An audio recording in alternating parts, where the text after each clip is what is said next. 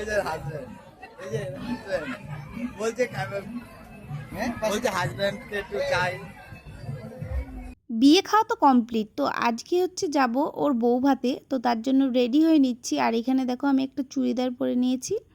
আজকে আর শাড়ি পরবো না, তো কারণ স্কুটি করে যাব, তো শাড়ি পরলে আমি একদম সামলাতে পারবো না। আর ওর বিয়েটাও মানে শ্বশুরবাড়ি খুবই কাছে, তো তার জন্য আমি আর আমার কাকা যাচ্ছি স্কুটি করে। আর দেখো কন্যাযাত্রীর লোকরাও তত্ত্ব নিয়ে ভেতরে ঢুকছে। আর ওকে দেখো আজকে কত মিষ্টি লাগছে দেখতে। তো ওর সাথে একটু ছবি তুলে নিলাম। আর এইখানে দেখো একটু হাসাহাসি করছি, এত হাসাচ্ছে আমাকে। আর এখানে আমরা একটু মজা করছিলাম সবাই মিলে। এটা হচ্ছে আমার দেওর, আর এখানে আমার বর, আমার ভাই। তো ওদের সাথে একটু ছবি তুলবো। আর আমার বর তো আমার সাথে ছবি তুলতে খুবই লজ্জা পাচ্ছে, তো তাও কিছু করার নেই, ছবি তো তুলতেই হবে আমার সাথে, না হলে তো বুঝতেই পারছো।